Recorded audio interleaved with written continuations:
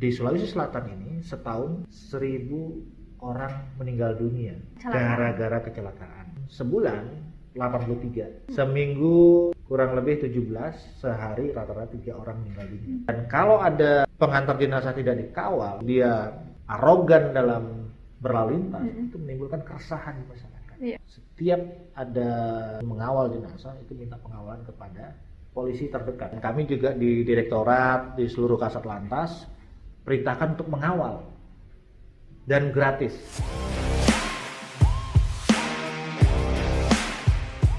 Assalamualaikum warahmatullahi wabarakatuh. Pemirsa Harian Rakyat Sulsel, ketemu lagi bersama saya Nita di sini dalam podcast Belak-Belakan Harian Rakyat Sulsel. Hari ini kita bakalan ngobrol-ngobrol banyak mengenai lalu lintas khususnya di Sulawesi Selatan. Mengenai pelanggaran-pelanggaran apa saja yang sering terjadi, bagaimana polisi menjalin hubungan yang baik dengan masyarakat juga untuk bisa masyarakat ini patuh terhadap lalu lintas dan lain-lain, bakalan kita bahas di sini. Telah hadir di sini narasumber kita ada Dirlantas Polda Sulsel, Bapak Kombes Pol Imade Agus Prasatya, SIKM Hum. Selamat datang Pak di podcast Harian Rakyat Sulsel. Selamat siang. Sehat-sehat Mbak? Sehat, alhamdulillah. Kalau Pak Agus sendiri? Alhamdulillah sehat. Alhamdulillah.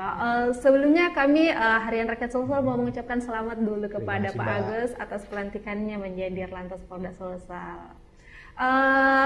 Mungkin supaya lebih cair ini kita mau pancing dulu nih Pak Agus yang baru di Makassar bertugas. Sudah punya makanan kesukaan belum Pak di Makassar? Sampai Makassar langsung menikmati kuliner Makassar. Pertama sop kondro, coto Makassar, pisang hijau, palu butung, dan mie ujung pandang. Aduh, kayaknya dan sudah hampir berat badan semua. sudah nambah 4 kilo. Aduh, Luar biasa ya. kulinernya Makassar. Jadi baru tapi sudah banyak ini coba ya, kuliner-kuliner khas dari Makassar. Betul. Nah, baik Pak, pertama mungkin boleh kita tanya dulu, ini sekarang program dari Ditlantas sendiri itu apa saja yang sedang berjalan? Baik, dari Ditlantas Polda Sulawesi Selatan saat ini sudah banyak sekali kegiatan yang sudah dilaksanakan dari bulan Januari sampai dengan bulan Juli ini. Salah satunya adalah dalam rangka menurunkan fatalitas kecelakaan. Jadi mewujudkan Sulawesi Selatan yang aman, tertib, lancar. Berbagai macam kegiatan yang sudah kita laksanakan seperti upaya preventif, sosialisasi, mencegah, memberikan himbauan ke sekolah-sekolah, ke kampus-kampus. Ini jajaran Subdit Keamanan dan Keselamatan aktif melaksanakan itu. Kemudian juga kegiatan Turjawali pagi pada saat jam keberangkatan kantor, sekolah, polisi hadir di tengah masyarakat untuk melakukan pengaturan lalu lintas, termasuk juga sore harinya. Nah, kemudian juga saat terjadinya kecelakaan, tim traffic accident analysis kita sedang kita persiapkan untuk melakukan tindakan pertama di tempat kejadian yang proaktif. Nah, kemudian juga kegiatan-kegiatan dalam rangka pelayanan publik. Kita juga melaksanakan pelayanan SIM, STNK, BPKB sehingga bisa melayani masyarakat dengan baik. Mungkin sampai saat ini masih berjalan kegiatan-kegiatan tersebut. Intinya kami akan tetap mengoptimalkan demi terwujudnya keamanan dan keselamatan serta kelancaran lalu lintas di Sulawesi Selatan. Jadi ternyata ada banyak ya program-program dari Ditlantas ini. Nah, kalau untuk program-program yang direncanakan nih oleh Bapak dan teman-teman seperti apa saja? Dalam waktu dekat, ini ada 2 kegiatan yang akan kita prioritaskan. Pertama, kita akan menyiapkan para polisi cilik, pocil. Jadi sudah diberikan arahan kepada Kasat Lantas jajaran mulai saat ini untuk mempersiapkan pocil-pocil tersebut. Nah, kita akan membentuk dari dini masyarakat itu sudah tertib lalu lintas. Jadi sadarnya itu bukan karena ada polisi, tapi karena butuh akan keselamatan. Contohnya anak-anak kecil kita saat bersekolah jarang yang pakai helm. Anak SD nih ya? Anak SD. Yang kecilnya. Orang tuanya pakai helm, putra putrinya yang dibonceng nggak pakai helm. Nah, kita bentuk anak-anak ini kritis. Tolong saya diberikan helm untuk keselamatan saya. Nah, nanti kita akan lombakan. Nah, para pocil-pocil ini juga nanti di era digital ini aktif melakukan sosialisasi campaign kelas keselamatan untuk menyampaikan pesan-pesan tertib lalu lintas. Kalau anak kecil saja sudah tertib, ya orang dewasa harus malu dong. Nah, kemudian saat ini kan era transformasi digital, penegakan hukum kita akan kedepankan yang elektronik, namanya Electronic Traffic Law Enforcement. Saat ini di Makassar sebagai pilot project sudah ada 20 etle statis. Statis itu adalah etle yang terpasang permanen di persimpangan-persimpangan. Nah, kemudian ini sedang dilakukan suatu proses instalasi. Kita sedang menyiapkan yang namanya etle mobile. Etle mobile itu adalah perangkat etle yang bergerak, bisa mendeteksi pelanggaran-pelanggaran, mengcapture pelanggaran yang tidak terjangkau oleh etle statis. Jadi nanti ada satu yang bergerak, termasuk di tol kita ini banyak sekali overspeed, pelanggaran batas kecepatan. Nah, kita akan patrolikan di sana. Etle mobile kita ini akan mengcapture, khususnya yang banyak di tol itu adalah satu overspeed, kedua tidak menggunakan safety belt, ketiga itu banyak yang menggunakan handphone. Nah, ini kita prioritaskan, termasuk ada 10 etle handphone nanti, N-Health namanya. Nanti akan dioperasionalkan oleh petugas patroli kita, nanti akan mengcapture para pelanggar-pelanggar, kemudian nanti secara otomatis akan diberikan surat konfirmasi kepada alamat sesuai dengan alamat kendaraan. Nah, sehingga tidak ada sentuhan antara Polri dengan masyarakat. Jadi harapannya masyarakat lebih sadar tertib lalu lintas, dan akan kita terapkan mulai saat ini sudah proses. Agustus kita sosialisasikan dulu, September kita mulai penindakan. Oke, yang etle semua penindakannya mulai di bulan September. Ya. Kalau sekarang mungkin masih manual dulu semuanya. Betul. Oke, nah untuk yang pocil-pocilnya sendiri ini se-Makassar atau se-Sulawesi Selatan? Se-Sulawesi Selatan. Se-Sulawesi Selatan ya. Se-Sulawesi Selatan. Iya betul. Jadi mungkin kesadaran dibentuk dari dini. Dari dini betul. Nah, untuk ini pelayanan kan polisi ini memberikan pelayanan ya kepada masyarakat. Nah, tapi biasanya ya ada tuh masyarakat yang biasanya takut sama polisi. Nah, bagaimana Bapak dan teman-teman ini upaya apa yang dilakukan untuk mendekatkan diri dengan masyarakat supaya masyarakat kita ini tidak takut loh, ada polisi tidak seperti itu lagi. Kami menghimbau agar masyarakat tidak takut dengan polisi, karena kita adalah sahabat daripada masyarakat. Kita sudah proaktif dan banyak sekali upaya-upaya kita untuk menampilkan polisi yang humanis. Kita jemput bola, kita proaktif, kita latih personil-personil kita agar selalu senyum dengan masyarakat. Nah, jadi saat ini kita rubah kesan polisi itu yang sangar, kemudian yang polisi yang angker dan lain sebagainya, itu sudah tidak lagi. Jadi polisi lalu lintas kita bentuk, kita kuatkan kapasitas personilnya untuk berada di tengah-tengah masyarakat yang humanis. Dan kalaupun ada polisi-polisi yang masih tidak sesuai dengan harapan masyarakat, bisa ada penyaluran menyampaikan evaluasi dan sarana pengaduannya ke Direktur Lalu Lintas atau ke Profesi dan Pengamanan Propam. Ini kita sudah sangat transparan sekali. Jadi sesuai dengan perintah Pak Kapolda, kita harus hadir di tengah masyarakat. Polisi harus peka, dan terutama dalam pelayanan publik dan melayani masyarakat harus mengedepankan tadi humanis. Jadi mungkin bagus ya kalau misalnya polisi-polisi di jalan itu agak merasa senyum. Supaya kita kalau naik motor tuh tidak deg-degan, kalau kita bersih meskipun surat-surat berkendaranya lengkap, tapi kalau muka polisinya sangar biasanya agak kena mental. Oke, nah terkait tadi untuk Pak Kapolda juga bahwa ada tuh statement keluar kalau boleh melaporkan polisi-polisi nakal. Betul. Nah, kalau Bapak sendiri melihat polisi nakal itu yang seperti apa sih? Mungkin masih banyak yang belum tahu. Sampai saat ini polisi nakal belum ada laporan di kami, khususnya di polisi lalu lintas. saat operasi patuh pun kemarin ada salah satu media yang menanyakan ada temuan atau tidak, dan sama sekali tidak ada temuan. Yang maksudnya nakal ini adalah seperti melakukan pungli dan melakukan hal-hal yang tidak sesuai dengan kaedah yang tidak bisa diterima oleh masyarakat. Nah, itu bisa dilakukan karena kita sudah transparan, sudah diawasi berjenjang oleh atasan langsung dari profesi dan pengamanan propam. Nah, kita juga melibatkan pengawas internal dan eksternal. Nah, harapannya dengan sistem yang sudah dibentuk ini tidak ada lagi polisi-polisi nakal tersebut. Oke, ya, semoga tidak ada polisi nakal di jalanan. Terkait ini juga ya, operasi patuh kemarin yang sudah dilaksanakan sekitar 14 hari ya kemarin. Jenis-jenis pelanggaran seperti apa saja yang Bapak dan teman-teman temukan? Jadi data operasi patuh itu sebanyak 12.756 pelanggaran yang ditindak. Makassar, Sulawesi Selatan? Sulawesi Selatan. Sebagian besar adalah sepeda motor. Pelanggarannya kebanyakan adalah tanpa helm. Tanpa helm. Helm SNI. Yang kedua, berboncengan lebih dari satu. Kemudian yang ketiga, melawan arus.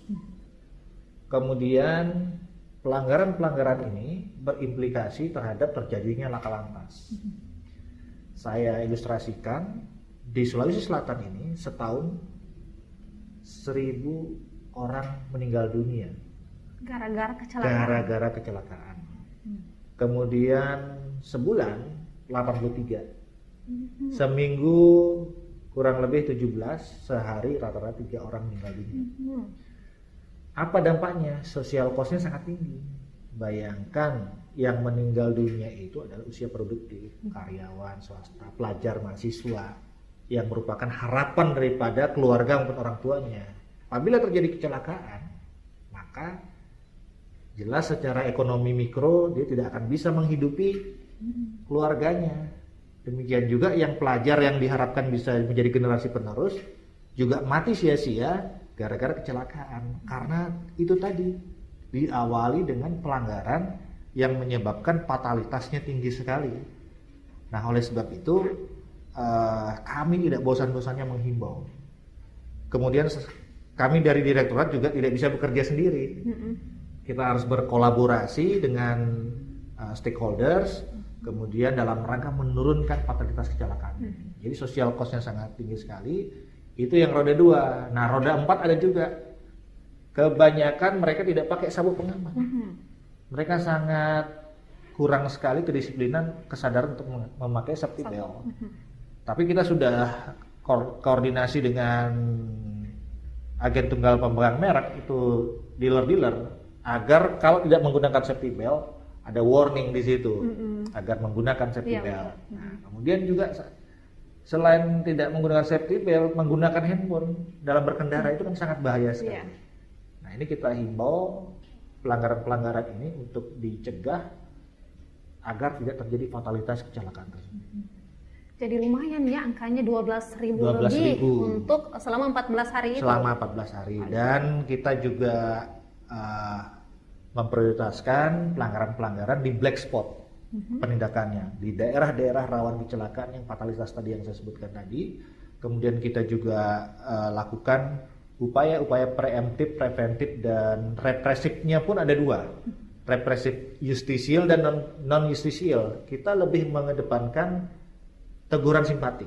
Jadi represif non-justisial itu paling banyak, hampir 75% kita melakukan penindakan non-justisial.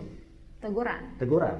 Nah, 25%-nya kita menggunakan penindakan dengan etle, baik itu etle statis, etle mobile, maupun penindakan dengan tilang secara langsung itu terhadap pelanggaran-pelanggaran tertentu, dan itu pun kita memberikan kewenangan penindakan terhadap personel kita yang sudah tersertifikasi dan tersprint, sehingga tadi tidak ada komplain dari masyarakat dalam penindakan pelanggaran lalu lintas. Oke. Nah, kalau untuk yang dominasi dari pelanggaran-pelanggaran ini sendiri selama operasi Patuh itu yang mendominasi ini yang mana, Pak?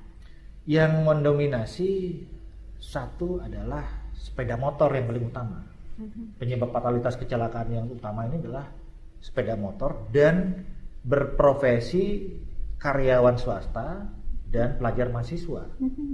Dan pelanggaran utamanya adalah yang saya sampaikan tadi adalah helm.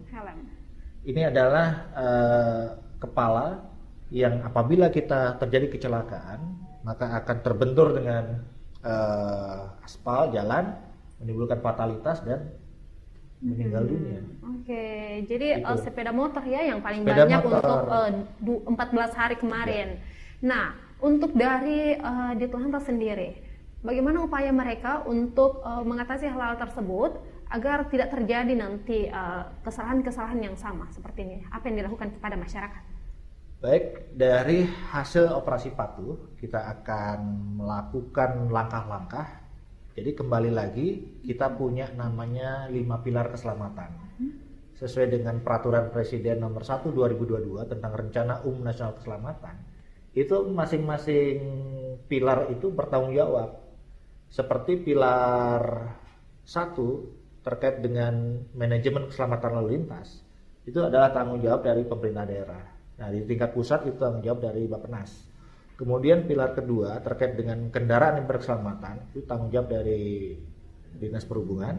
Kemudian yang ketiga terkait dengan kendaraan berkeselamatan, Dinas Perhubungan. Kemudian yang jalan berkeselamatan. Kemudian yang keempat ini terkait dengan pengemudi yang berkeselamatan. Ini salah satu tugas dari kami dari Ditlantas untuk menyiapkan pengemudi yang berkeselamatan, baik itu proses penerbitan SIM-nya, kemudian edukasinya, dan yang kelima adalah pasca kecelakaan lalu lintas ini kita berkolaborasi dengan Jasa Raharja dan rumah sakit untuk penanganan tindakan pertama di tempat kejadian ini cepat, tepat, sehingga korban yang sudah kecelakaan ini tidak meninggal. Nah, ini kita harus duduk bersama mengatasi permasalahan Kamseltipcar lantas yang ada di Sulawesi Selatan ini. Ini yang akan kita lakukan. Kembali lagi kita tidak bisa bekerja sendiri-sendiri, kita harus berkolaborasi mengatasi permasalahan-permasalahan ini. Black spot laka lantas ini kita akan terapi, kita akan melakukan langkah-langkah secara bersama sehingga masalah ini bisa diselesaikan. Oke, jadi kurang lebih sosialisasi ya kepada masyarakat dan kerjasama juga dengan seluruh pihak. Nah, beralih ke ini ya, programnya nanti yang mau dijalankan ada ETLE tadi atau Electronic Traffic Law Enforcement. Ini sekarang sudah dipasang di sejumlah titik. Saat ini di ETLE kita akan jadikan pilot project di Kota Makassar. Itu seperti apa pilot project? Pilot project itu saat ini sudah ada 20 kamera statis yang sudah ada, ini akan kita optimalkan kembali. Setelah podcast ini akan saya cek ke Polrestabes Makassar sejauh mana kondisi ETLE. ETLE ini sangat bagus mendukung Smart City Makassar. Kota Makassar akan kita support untuk Smart City-nya. Kontribusi kita adalah ETLE. Nah, ETLE yang statis ini akan kita optimalkan, kita akan evaluasi. Kalau belum berfungsi dengan baik, kita akan fungsikan. Yang kedua, ada penambahan terkait dengan yang tidak terjangkau areanya oleh statis ini, kita akan lengkapi dengan ETLE mobile tadi. ETLE mobile. Satu yang ETLE mobile itu adalah ETLE yang melekat kepada kendaraan patroli kita yang berupa roda 4, kendaraan roda 4. Nah, yang kedua adalah ETLE yang menggunakan handphone. Nanti petugas kita akan berpatroli di daerah rawan laka dan meng-capture pelanggaran-pelanggaran yang tadi berpotensi terhadap fatalitas kecelakaan. Sehingga ini adalah wujud transparansi di era digital. Kita menindak pelanggaran lalu lintas profesional dan tidak ada sentuhan. Harapannya masyarakat itu sadar tadi, bukan karena ada polisi, waduh sudah ada sistem ETLE yang sudah dibentuk, dan ini akan kita integrasikan dengan pemerintah daerah, wali kota Kota Makassar, sehingga ini betul-betul berkontribusi positif terhadap tertibnya lalu lintas di Kota Makassar. Betul sekali ya. Nah, kalau untuk daerah-daerah meskipun itu bukan daerah rawan ya, dari pelanggaran-pelanggaran yang terjadi, apakah ada kebijaksanaan dari hal-hal tersebut itu bisa dilanggar untuk memperlancar lalu lintas? Jadi pelanggaran itu tidak ditoleransi. Artinya kami menghimbau masyarakat tidak melakukan pelanggaran. Karena pelanggaran itu adalah awal mula terjadi kecelakaan. Karena biasa ada beberapa jalanan yang boleh lawan arus, karena di arus yang lain ini macet total. Kebijakan melawan arus harus ada perintah petugas. Oke. Jadi saat ini banyak sekali masyarakat enggan untuk berputar balik, dia melawan arus. Iya. Justru ini adalah potensi penyebab laka lantas tinggi. Dari evaluasi operasi patuh, itu penyebab ketiga potensi kecelakaan itu melawan arus. Melawan arus. Nah, makanya kami akan berkoordinasi terhadap rekayasa lalu lintasnya. Apakah masyarakat ini penyebab melawan arusnya karena nggak mau muter terlalu jauh, sehingga kita akan melakukan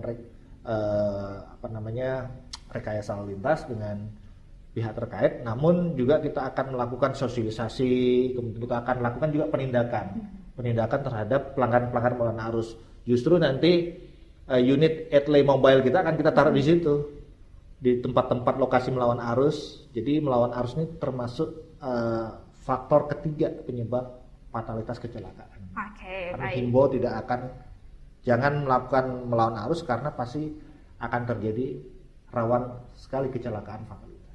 Iya, betul. Nah, kalau Bapak sendiri melihat, ini kan Makassar sebagai salah satu kota di mana masyarakat yang berkendara tuh sangat tinggi.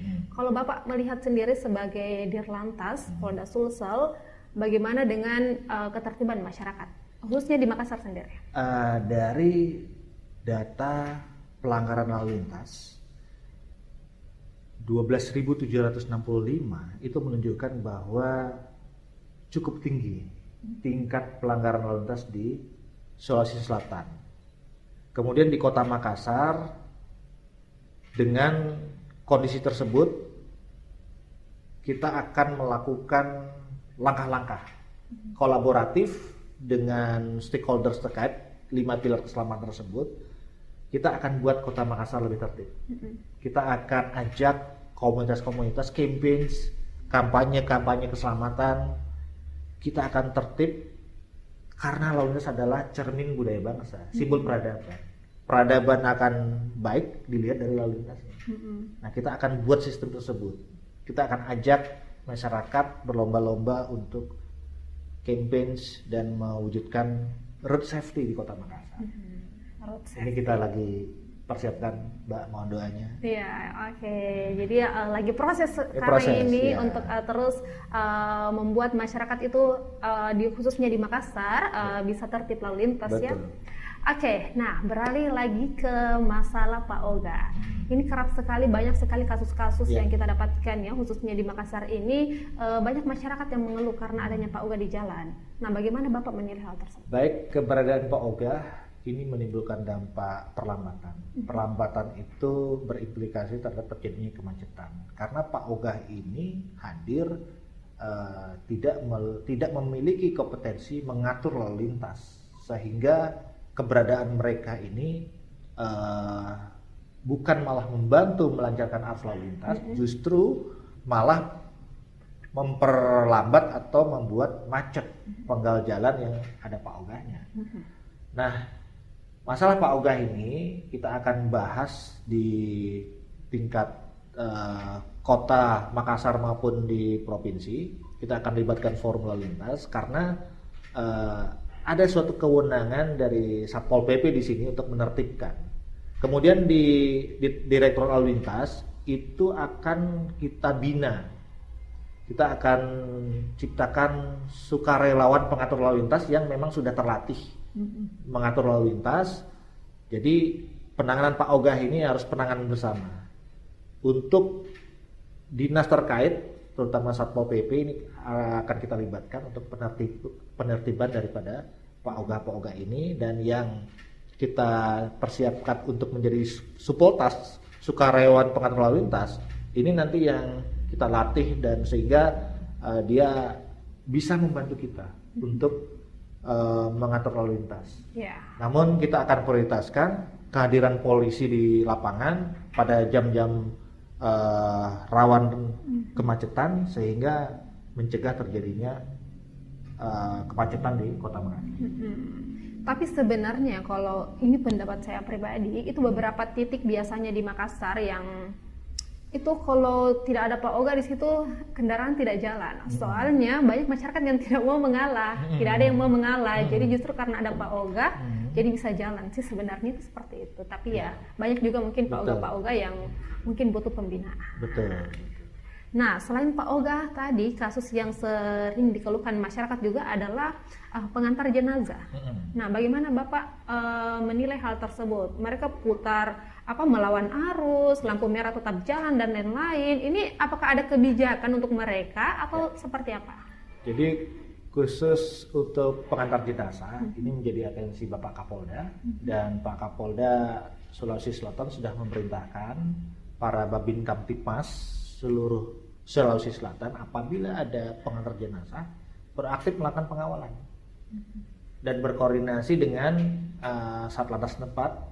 Dan kami juga di direktorat di seluruh Kasat Lantas perintahkan untuk mengawal dan gratis ya, tidak dipungut bayaran karena mereka sangat membahayakan apabila mengawal sendiri, kan melewati persimpangan.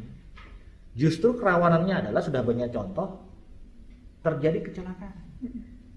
Jadi polisi akan hadir di tengah-tengah masyarakat, salah satunya memberikan pengawalan pada para pengantar jenazah ini. Dan kalau sudah dikawal polisi aman, selamat sampai tujuan. Dan selain rombongan pengantar jenazah juga masyarakat yang di sekitar yang dilewati juga merasa aman dan nyaman.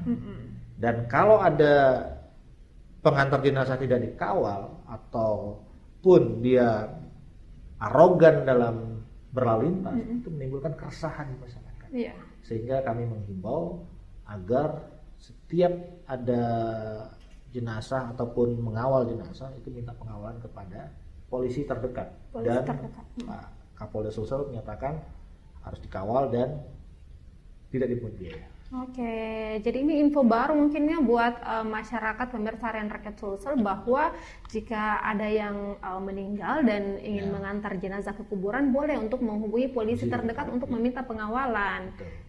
Ini sudah diterapkan baru-baru saja atau sudah lama program tersebut? Sudah diterapkan, namun saat ini dioptimalkan kembali. Banyak masyarakat yang tidak tahu informasi ini dan melalui media podcast ini kami harapkan agar masyarakat yang mengalami kedukaan, ada rencana pemakaman dari rumah duka menuju lokasi pemakaman, mintalah bantuan polisi terdekat untuk dikawal. Demi keselamatan kita bersama. Karena agak lumayan membuat resah juga ya masyarakat yang berlalu lintas juga di sekitarnya. Karena banyak kasus ini pengantarnya jenazah lumayan anarkis ya kalau bisa dibilang, kayak kecepatannya mereka juga tinggi-tinggi dan lain-lain.